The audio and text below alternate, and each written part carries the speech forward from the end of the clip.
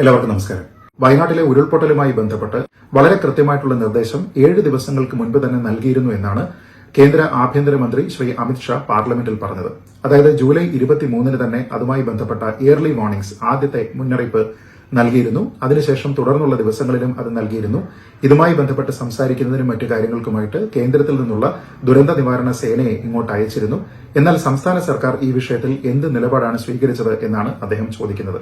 തന്നെയുമല്ല, ഇങ്ങനെ ഒരു വാർണിംഗ് ഇവിടെ കിട്ടിയതിനു ശേഷം ആൾക്കാരെ ആ സ്ഥലത്ത് നിന്ന് മാറ്റി മറ്റെവിടെയെങ്കിലും പാർപ്പിക്കുന്നതിന് വേണ്ടി എന്തൊക്കെ രീതിയിലുള്ള ശ്രമമാണ് സംസ്ഥാന സർക്കാരിന്റെ ഭാഗത്തു നിന്നുണ്ടായത് എന്നും അങ്ങനെ ഒരു ശ്രമം ആത്മാർത്ഥമായിട്ട് അവിടെ ഉണ്ടായിരുന്നുവെങ്കിൽ ഇത്രയധികം ജീവനാശം അവിടെ ഉണ്ടാകുമോ എന്നുമാണ് അദ്ദേഹം ചോദിക്കുന്നത്.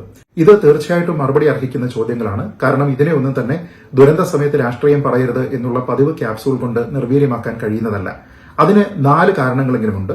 ഒന്ന്, ഈ കാര്യങ്ങളെല്ലാം തന്നെ ഇവിടെ പറഞ്ഞിരിക്കുന്നത് ഏതെങ്കിലും ഒരു റാൻഡം പൊളിറ്റീഷ്യൻ അല്ല, നേരെ മറിച്ച് നമ്മുടെ രാജ്യത്തിന്റെ ആഭ്യന്തരമന്ത്രിയാണ്. അപ്പോൾ അദ്ദേഹം പറയുന്ന കാര്യങ്ങളെപ്പറ്റി അദ്ദേഹത്തിന് ഉത്തമ ബോധ്യം അദ്ദേഹത്തിന് എന്തായാലും ഉണ്ടായിരിക്കണം. രണ്ടാമത്തെ കാര്യം, അദ്ദേഹം പറയുന്നത് കേവലം എന്തെങ്കിലും കാര്യങ്ങൾ പറയുക എന്നതിനപ്പുറത്തേക്ക് ഏജൻസികളെ കോട്ട് ചെയ്തുകൊണ്ട്, തീയതികൾ കോട്ട് ചെയ്തുകൊണ്ടാണ് പറയുന്നത്. തന്നെയുമല്ല, സംസ്ഥാന സർക്കാരിന് കമ്മ്യൂണിക്കേഷൻ നൽകി എന്ന് വളരെ വ്യക്തമായിട്ട് പറയുമ്പോൾ അതിനുള്ള തെളിവുകളും കാര്യങ്ങളുമെല്ലാം അദ്ദേഹത്തിന്റെ ഭാഗത്തു നിന്ന് ഉണ്ടാവും. അപ്പോൾ തെളിവുകളോടുകൂടി നമ്മുടെ കേന്ദ്ര ആഭ്യന്തരമന്ത്രി തന്നെ പറയുന്ന ഒരു കാര്യത്തിൽ തീർച്ചയായിട്ടും അതിന് അങ്ങനെ തന്നെ തിരിച്ചു മറുപടി നൽകേണ്ടതാണ്. മൂന്നാമത്തെ കാര്യം, ഇത് പറഞ്ഞിരിക്കുന്നത് ഏതെങ്കിലും ഒരു രാഷ്ട്രീയ പാർട്ടിയുടെ ഒരു പൊളിറ്റിക്കൽ മൈതാന പ്രസംഗത്തിന്റെ വേദിയിലല്ല, നേരെ മറിച്ച് ഇത് പറഞ്ഞിരിക്കുന്നത് ഇന്ത്യൻ പാർലമെന്റിലാണ്. അപ്പോൾ പാർലമെന്റിൽ പറയപ്പെടുന്ന ഏതൊരു പ്രസ്താവനയ്ക്കും എത്രത്തോളം ഗൌരവമുണ്ട് എന്നതിനെപ്പറ്റി നമുക്ക് എല്ലാവർക്കും അറിയാം. അതുകൊണ്ട് തന്നെ തീർച്ചയായിട്ടും മറുപടി അർഹിക്കുന്ന ചോദ്യങ്ങളാണ് അദ്ദേഹം ഉയർത്തുന്നത്. ഇനി നാലാമതായി, അദ്ദേഹം പറഞ്ഞിരിക്കുന്ന കാര്യങ്ങളെല്ലാം തന്നെ ഔദ്യോഗിക രേഖകളുടെ ഭാഗമായി കഴിഞ്ഞു. പാർലമെന്റിൽ നടക്കുന്ന ഡിബേറ്റുകളാണെങ്കിലും ഡെലിബറേഷൻസ് ആണെങ്കിലും ആരെങ്കിലും നൽകുന്ന വിശദീകരണമാണെങ്കിലും ഒക്കെ തന്നെ കൃത്യമായിട്ട് രേഖപ്പെടുത്തപ്പെടുന്നതും അതൊക്കെ തന്നെ ചരിത്രത്തിന്റെ ഭാഗമായി മാറുന്നതുമാണ്.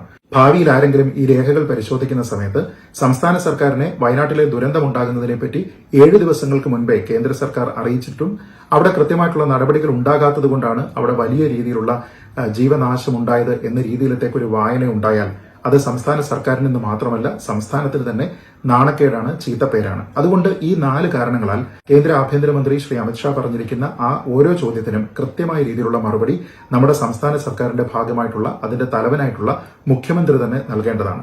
അതിനെ രാഷ്ട്രീയമായിട്ട് അതിനെ നേരിടാൻ സാധിക്കുകയില്ല. രാഷ്ട്രീയമായിട്ടുള്ള എന്തെങ്കിലും ഒരു പ്രസ്താവന നടത്തി ഒഴിഞ്ഞു മാറാൻ കഴിയില്ല. അദ്ദേഹം പലപ്പോഴും പതിവ് പത്രസമ്മേളനങ്ങളിൽ പറയുന്നത് പോലെ പല വിഷയങ്ങൾ പരത്തി പറഞ്ഞു പോകുന്ന കൂട്ടത്തിൽ ഒരു വിഷയമായിട്ട് ഉൾപ്പെടുത്താനും ഇതിന് സാധ്യമല്ല. വളരെ കൃത്യമായ രീതിയിലുള്ള മറുപടി നൽകണം. തന്നെയുമല്ല, ശ്രീ അമിത്ഷാ എന്തൊക്കെ കാര്യങ്ങൾ ഉദ്ധരിച്ച് ഏതൊക്കെ തീയതികളെ കോട്ട് ചെയ്തുകൊണ്ടാണോ ഇത് പറഞ്ഞിരിക്കുന്നത്, അതുമായി ബന്ധപ്പെട്ട കമ്മ്യൂണിക്കേഷനുകൾ എന്തൊക്കെയായിരുന്നു, ആ കമ്മ്യൂണിക്കേഷൻ കിട്ടിയതിനു ശേഷം ജില്ലാ ഭരണകൂടം വഴിയാണെങ്കിലും സംസ്ഥാന സർക്കാർ നേരിട്ടാണെങ്കിലും എന്തൊക്കെ രീതിയിലുള്ള തയ്യാറെടുപ്പുകൾ എടുത്തു എന്നതിനെപ്പറ്റി മുഖ്യമന്ത്രി വിശദീകരിക്കണം.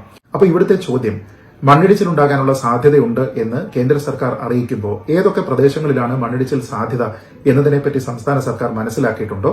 അങ്ങനെയുള്ള ഭൂപ്രകൃതിയിൽ താമസിക്കുന്ന ആൾക്കാരെ ഇത് കൃത്യമായി കമ്മ്യൂണിക്കേറ്റ് ചെയ്യുന്നതിനും അവരോട് കരുതൽ നടപടികൾ സ്വീകരിക്കുന്നതിനു വേണ്ടിയും സംസ്ഥാന സർക്കാർ ആവശ്യപ്പെട്ടിട്ടുണ്ടോ? അത് ജില്ലാ ഭരണകൂടം വഴിയോ അല്ലെങ്കിൽ സംസ്ഥാന സർക്കാർ നേരിട്ടോ ഇനി പ്രാദേശിക ഭരണകൂടങ്ങൾ വഴിയോ ആണോ അത് ചെയ്തിരിക്കുന്നത്? എത്ര ദിവസം മുൻപ് അവർക്ക് ഈ നിർദ്ദേശങ്ങൾ അവരെ അറിയിച്ചു? അവർക്ക് മറ്റേതെങ്കിലും സ്ഥലത്ത് പോകാനുള്ള മാർഗമില്ല എങ്കിൽ അവർക്ക് പകരം ഏതെങ്കിലും ദുരിതാശ്വാസ ക്യാമ്പുകളും മറ്റും തയ്യാറാക്കി കൊടുക്കുകയും അവിടേക്ക് ആൾക്കാരെ മാറ്റുന്നതിന് വേണ്ടിയിട്ടുള്ള സംവിധാനങ്ങൾ സ്വീകരിച്ചോ? ഈ ചോദ്യങ്ങളെല്ലാം തന്നെ പ്രസക്തമാണ്.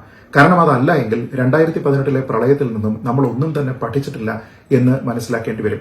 ഈ ഒരു ദുരന്തത്തിലുണ്ടായിരിക്കുന്ന ആൾനാശത്തിനെ പരിമിതപ്പെടുത്തുന്നതിന് വേണ്ടിയിട്ടെങ്കിലും സംസ്ഥാന സർക്കാർ എന്താണ് ചെയ്തത് എന്ന് വിശദീകരിക്കണം മുഖ്യമന്ത്രി. കാരണം ഞാൻ നേരത്തെ പറഞ്ഞിരിക്കുന്ന കാരണങ്ങളാൽ ആ ചോദ്യം ചോദിച്ചിരിക്കുന്ന ആൾ നിസ്സാരക്കാരനല്ലാത്തതുകൊണ്ടും ആ ചോദ്യം ചോദിച്ച സ്ഥലം നിസ്സാരമല്ലാത്തതുകൊണ്ടും അദ്ദേഹം ഉദ്ധരിച്ചിരിക്കുന്ന രേഖകളും ഏജൻസികളും നിസ്സാരമല്ലാത്തതുകൊണ്ടും അദ്ദേഹം പറഞ്ഞിരിക്കുന്ന കാര്യങ്ങളെല്ലാം തന്നെ ചരിത്രത്തിന്റെ ഭാഗമായിട്ടുണ്ട് എന്നത് നിസ്സാരമായിട്ടുള്ള ഒരു കാര്യമല്ലാത്തതിനാലും മുഖ്യമന്ത്രി തന്നെ ഇതിന് ഓരോ പോയിന്റിലും പോയിന്റ് ബൈ പോയിന്റ് ആയിട്ടുള്ള ഒരു റിബട്ടൽ നൽകേണ്ടതാണ്. അത് അദ്ദേഹം ചെയ്യും എന്നുള്ള പ്രതീക്ഷയോടുകൂടി ഈ വീഡിയോ അവസാനിപ്പിക്കുന്നു. ജയ് ഹിന്ദ്.